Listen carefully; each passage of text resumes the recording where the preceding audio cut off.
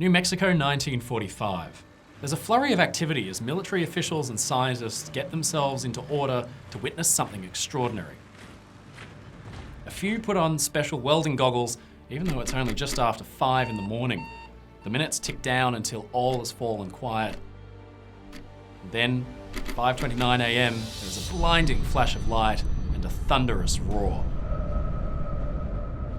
In a patch of sand a few miles downrange, an enormous ball of flame and energy gives birth to a towering mushroom cloud. 425 people look on in awe as the first ever nuclear bomb is detonated, and among them is the man whose scientific work had made it happen.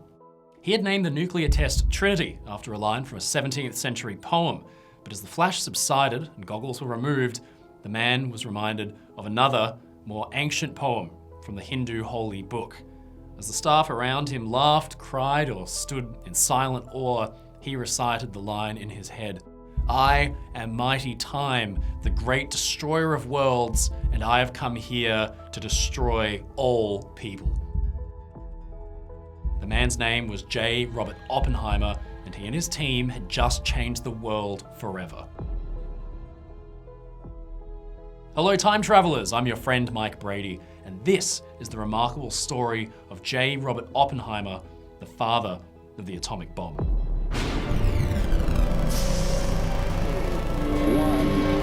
0, liftoff.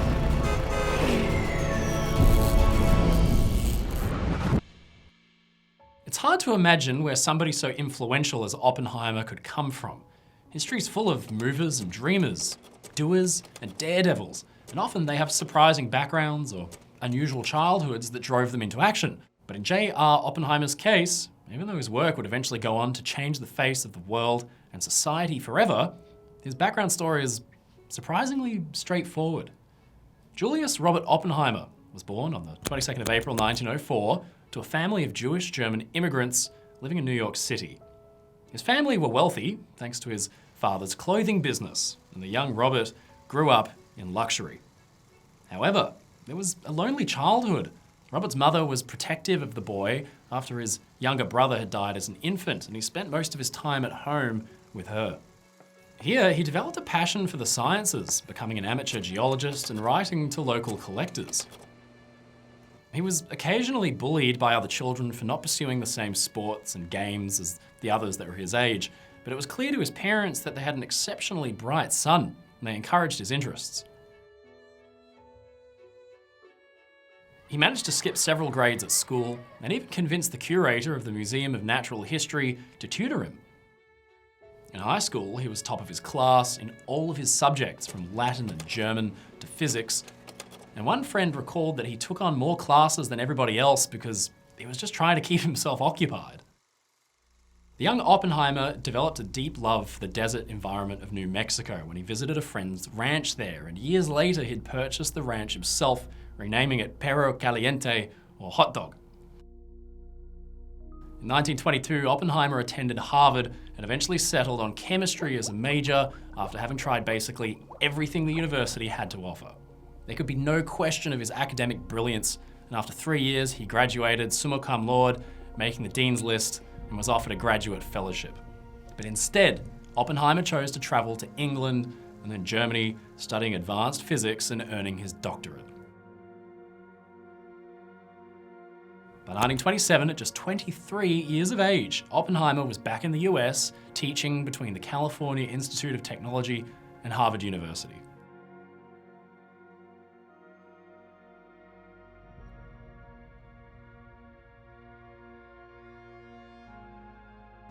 Oppenheimer was a tall, thin young man who chain-smoked like a chimney, and through periods of intense concentration often forgot to eat for days. His hyperfocus wasn't just born of interest. The young man was often depressed, and he was prone to bouts of rage. He once told his brother that he needed physics more than friends. Now, despite his youth, he was already well known in his field thanks to his European experience. He was also well acquainted with the new theories that were coming from the continent. Among these theories was the idea that a chain reaction could be caused in uranium that would lead to a massive release of energy, which, if harnessed, would produce the most powerful weapon ever created by humankind. With the outbreak of the Second World War in 1939, Allied scientists had deep fears. See, Germany had been at the heart of nuclear physics studies before the war.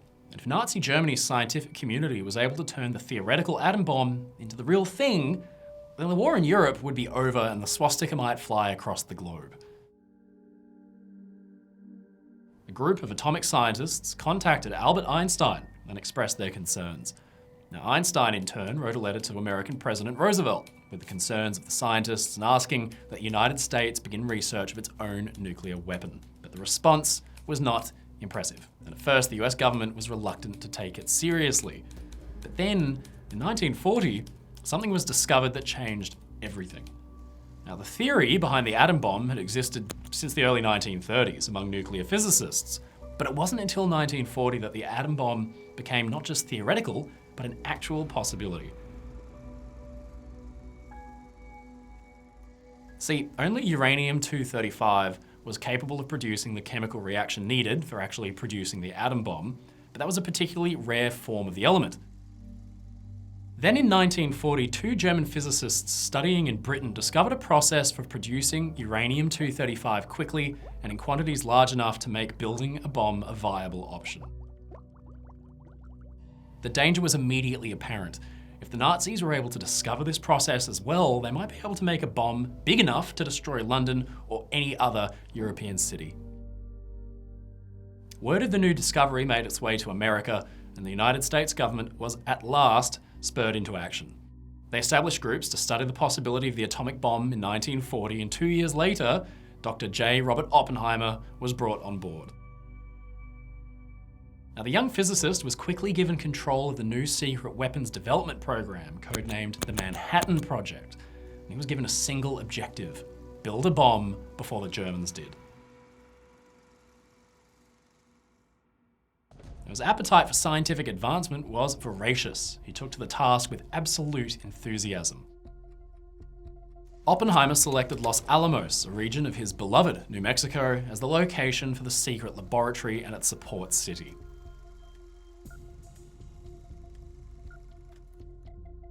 The site at Los Alamos quickly bloomed to house over 6,000 people, and Oppenheimer, without ever having held an army rank or managed more than a small team of people, was in charge of all of it.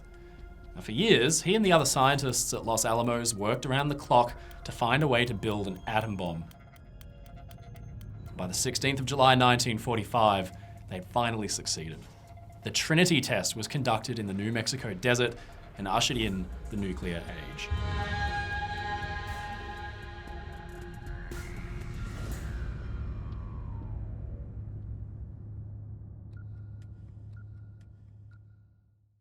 Oppenheimer had gazed coolly at the massive explosion, and whatever internal conflict he might have been feeling, he did his best to hide.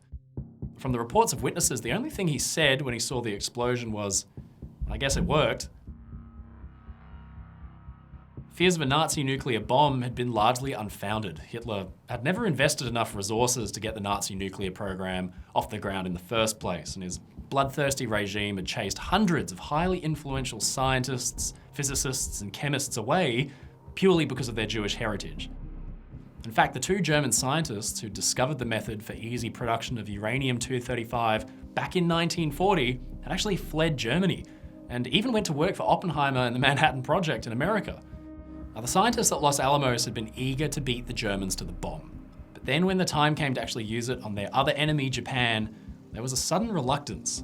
The United States now possessed the most terrifying, destructive weapon ever produced. And Oppenheimer and his team had willed it and worked it into existence. Now the blood of tens of thousands or even millions could be on their hands. So the mood was grim. One of Oppenheimer's colleagues remembered in the weeks after the Trinity test finding him pacing the camp with his pipe, muttering, "Those poor, poor people." In August 1945, the atom bomb was deployed operationally, first over Hiroshima and then Nagasaki, killing a combined total of roughly 200,000 people.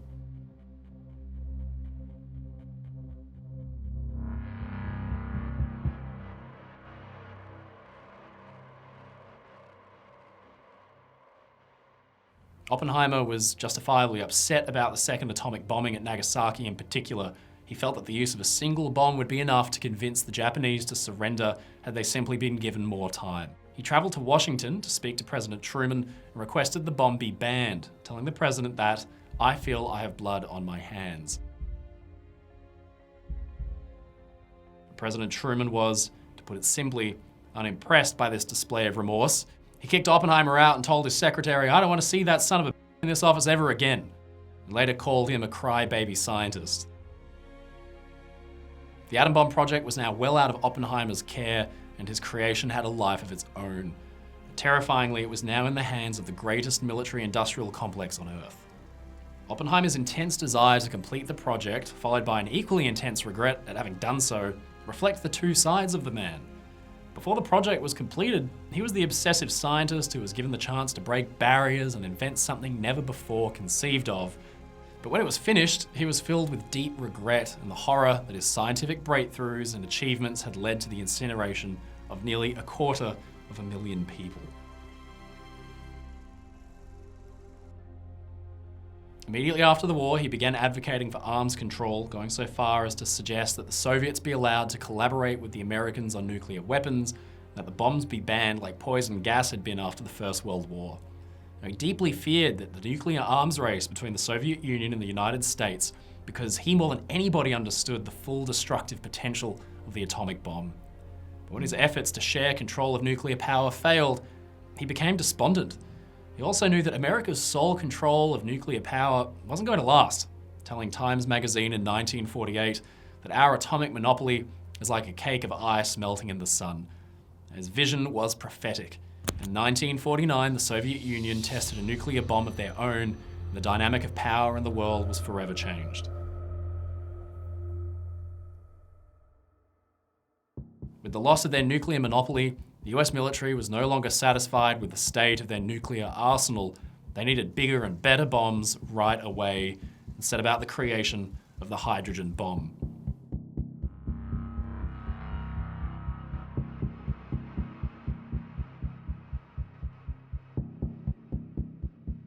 Oppenheimer opposed the development of this new bomb as he was already horrified by the destructive potential of regular atomic weapons.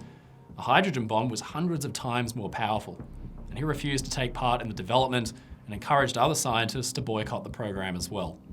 When he heard that the US Air Force's plan for nuclear war involved the carpet bombing of Eastern Europe, he called the plan genocidal.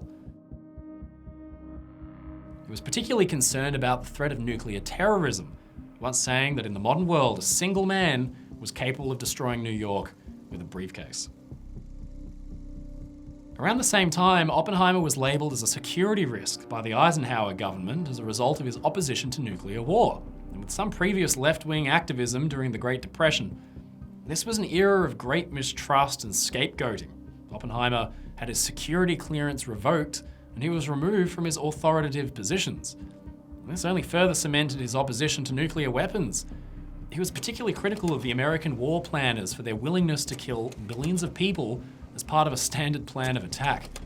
He asked, "What are we to make of a civilization which has always regarded ethics as an essential part of human life, but which has not been able to talk about the prospect of killing almost everybody except in prudential and game theoretical terms?" Seeing the persecution Oppenheimer was facing, Albert Einstein suggested that he simply move to another country. A scientist as accomplished as Oppenheimer would have no trouble getting a job anywhere in the world, and he would not have to face the anti-communist witch hunts that had taken over the United States. But Oppenheimer refused for a simple reason. He was an American patriot. "Damn it," he said, "I happen to love this country." He was eventually politically rehabilitated in the 1960s and was invited to the White House by President Kennedy, but he never stopped advocating for the destruction of nuclear weapons and arguing against the insanity of nuclear war. If there is another world war, this civilization may go under. We need to ask ourselves whether we're doing all we can to avert that. We need, I think, to learn to understand the realities of life abroad, not so much in terms of slogans as in terms of the lives of men. in our response to these realities, there is hope for peace. He was nominated 3 times for the Nobel Prize, but never won for classic Oppenheimer reasons. He simply had too many interests to take any single field to the point that he would actually win a Nobel Prize in it. On the 18th of February 1967, Oppenheimer died after having fallen into a coma several days before. His funeral was attended by hundreds of scientists and public figures, including American President Lyndon B. Johnson and dozens of his former colleagues and staff. And even today, Oppenheimer's legacy continues to be felt. The threat of nuclear war might have fallen out of the public consciousness, but it's not vanished. Russia and the United States maintain nuclear arsenals of thousands of weapons each, while smaller stockpiles are held by India, Pakistan, the United Kingdom, France, China, and North Korea. Luckily, there hasn't been a nuclear attack since the bombings of Japan in 1945. But so long as the weapon exists, there will always be the temptation to use them. We can only hope that Oppenheimer's prophecies are never realized. Hello, time travelers. Thank you so much for watching this video. If you enjoyed it, leave a comment below and don't forget to subscribe to the channel. Until next time, remember, history doesn't repeat, but it certainly echoes.